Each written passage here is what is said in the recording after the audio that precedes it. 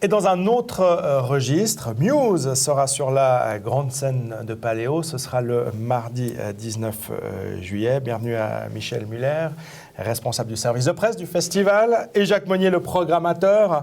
Alors Muse à Nyon, mais qui sera également présent du côté de Montreux et au Gurten. Les Britanniques donneront encore 2 concerts à Zurich Wahlenstadion au mois de mai.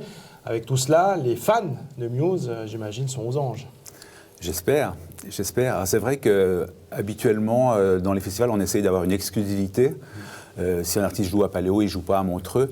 Mais là, l'événement était tellement grand qu'on s'est parlé avec Mathieu Jaton et on a décidé que chacun fasse un effort pour accepter que l'artiste joue dans l'autre festival. Et on pense que ce n'est pas un problème parce qu'on offre des conditions d'écoute très différentes. Paléo, c'est la grand-messe avec 40 000 personnes dans la scène. Montreux, c'est 4 000 personnes, une salle plus feutrée. Donc les gens font leur choix, quoi.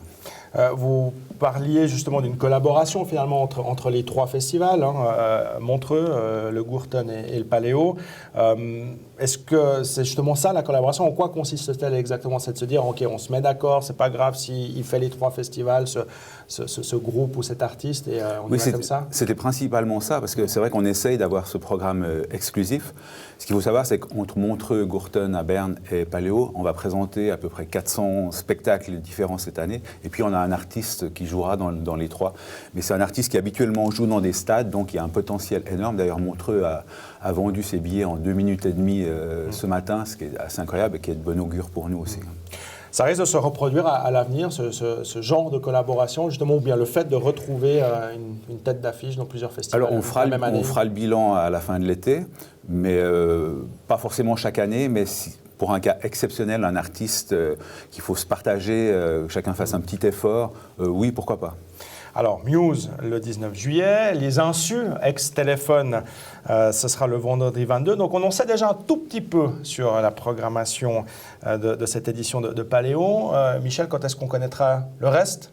On connaîtra le reste le 12 avril. C'est le jour où on dévoilera la programmation complète. On espère qu'elle va plaire. Ouais.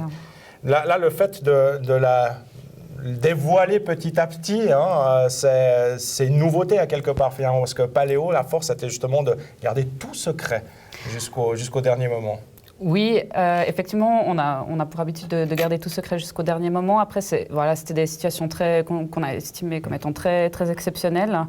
Et puis voilà, c'est des noms qui apparaissent un petit peu avant, ça s'est déjà produit. L'année dernière, avec Robbie Williams, on a été grillé par un t-shirt qui annonçait la tournée complète.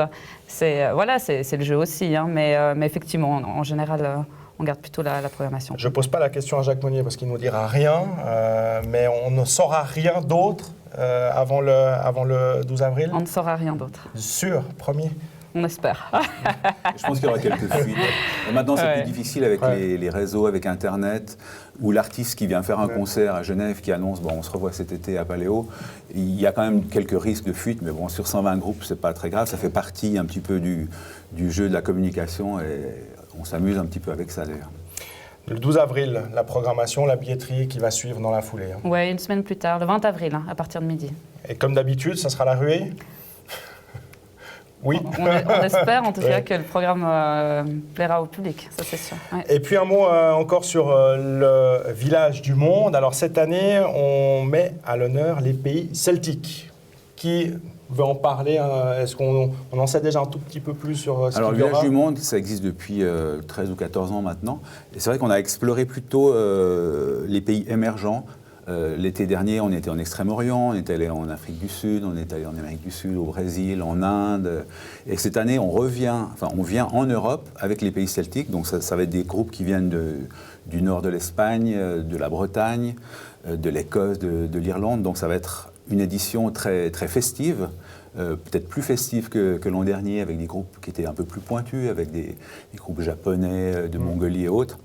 Donc là, ça va être vraiment la fête pendant une semaine et on est très confiant et on se réjouit de lancer tout ça dans quelques mois. Rendez-vous donc le 12 avril pour la programmation complète de cette nouvelle édition du Paléo. Merci d'être venu en parler sur ce plateau et on suivra évidemment avec impatience et joie ce programme complet.